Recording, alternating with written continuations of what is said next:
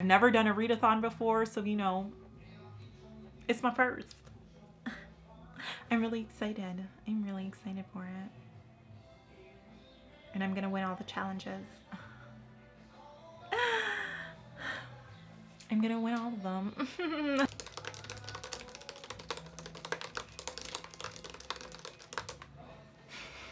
So I had the misfortune of filming this video and not connecting my microphone, so we're doing it again.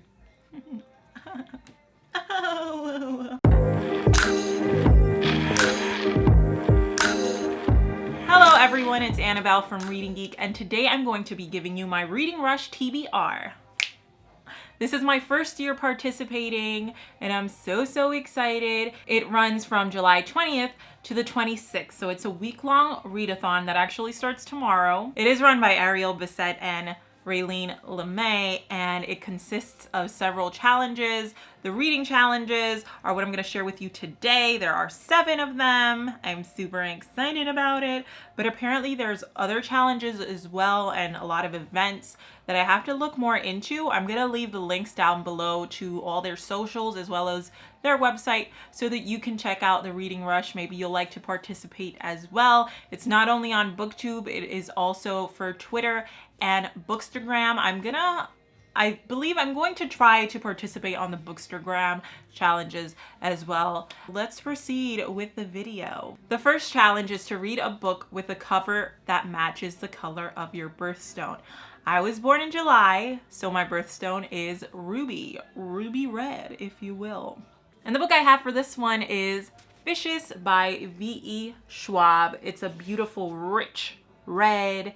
And it is a book that I've been meaning to read for a very long time. I've heard a lot of good things about V.E. Schwab, specifically her Villains series, or I think it's a duology, but I am really looking forward to this. It, I think, kind of flips the hero origin story on its head, and we kind of get like a villain origin story. We have 2 college roommates who are very intelligent, and they start kind of like theorizing and thinking of the possibility of creating superhuman abilities, and I believe they achieve this, but something goes wrong, resulting in villainous deeds. So I'm very excited.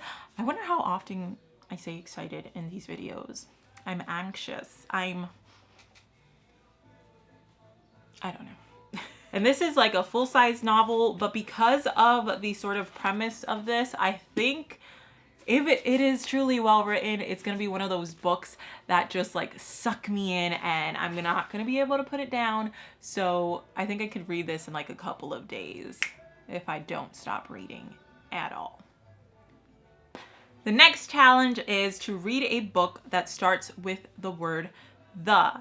You'd think this one is easy, but it really isn't because there are way too many choices.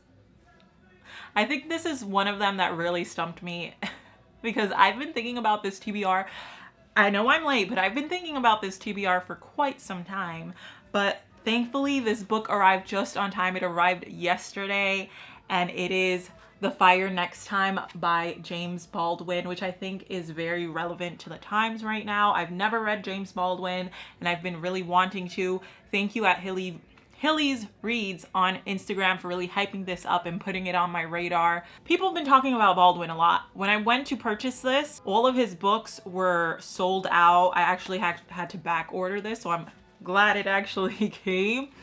But Hillary from Hilly's Reads, she really talked it up. And it is a book, it's a nonfiction, and it consists of 2 letters that James Baldwin wrote, one to his 14-year-old nephew talking about racial injustices, and one to the American people.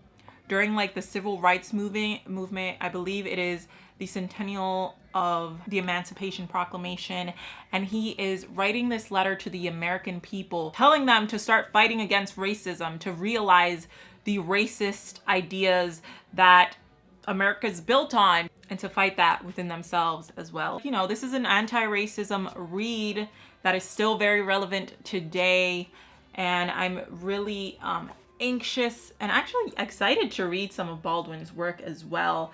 And I think although it is very short, so I think this is perfect for the reading rush. It's like a little bit under 100 pages. Oh, just over 100 pages. I won't be reading this one in one sitting. I think to truly have this work sink in and stay with me, I'm gonna have to read it in parts. So I'll try reading like a few pages every day rather than just reading it in one chunk. But super excited for this one. The next challenge is to read a book that inspired a movie you have already watched. And for this one, I actually went to Bookstagram for help. I asked people to share with me their favorite movie adaptations, and Redhead Reads said Holes is an amazing book. Holes by Louis Sacker. Louis Sacker.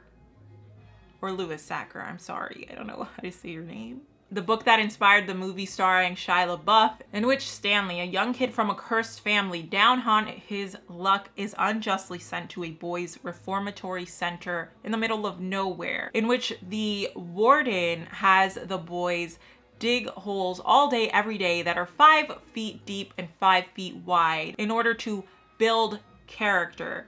But Stanley soon realizes that this warden is using them to look for something. But what? I'm actually listening to it on audiobook. Thank you, Libby. But yeah, I'm really excited for this one. It's super short. The book is like a little over 200 pages and the audio book is like 4 hours. So we can do this one in a jiffy. We're ready.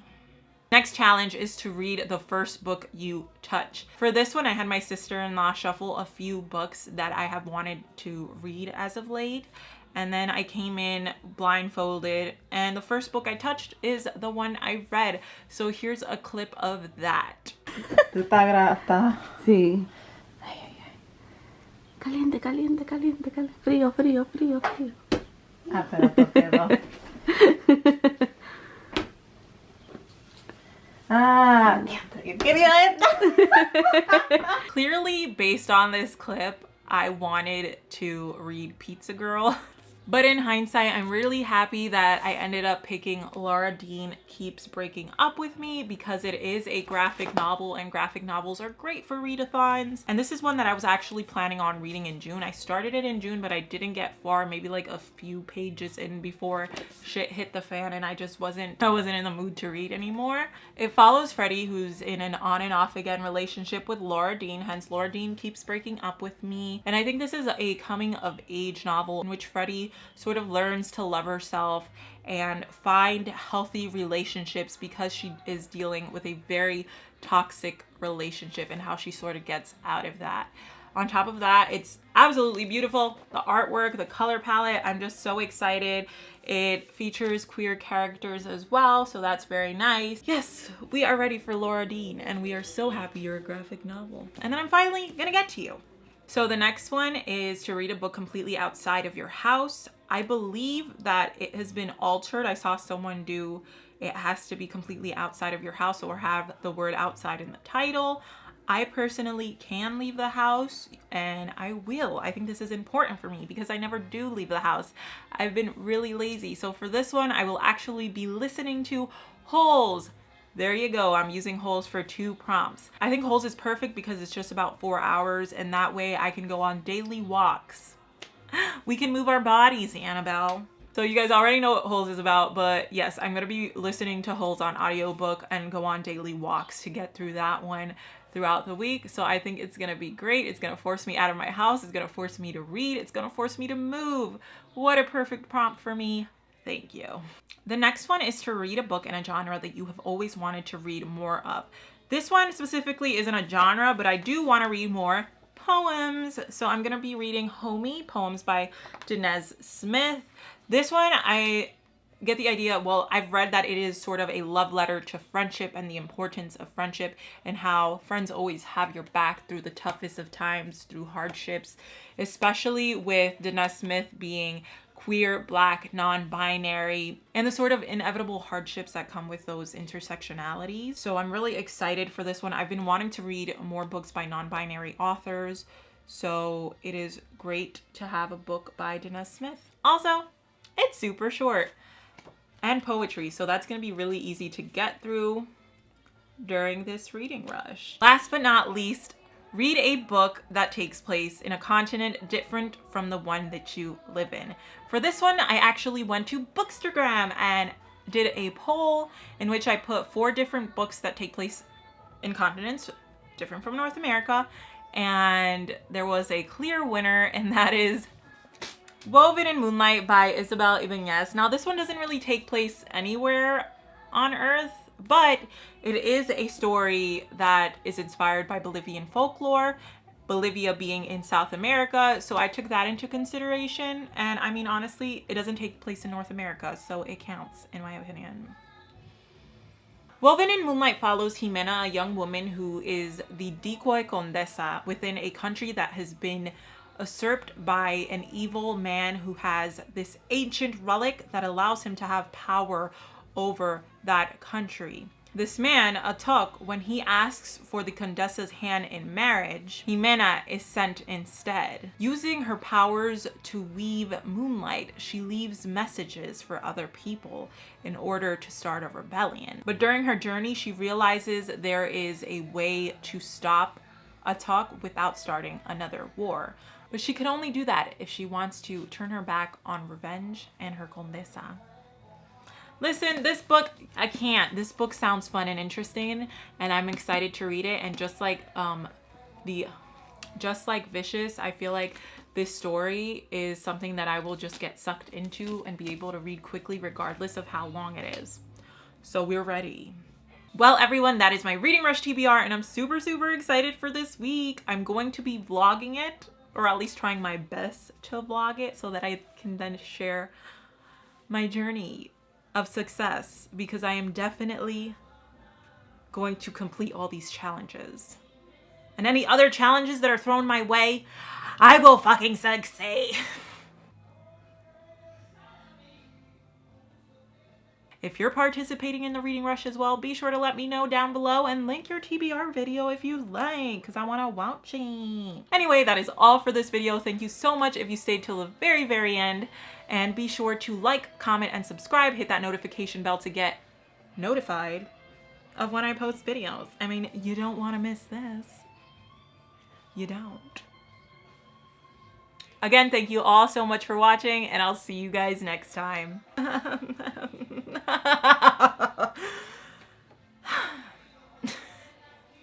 Apparently you get badges. I'm gonna get all them badges, biz.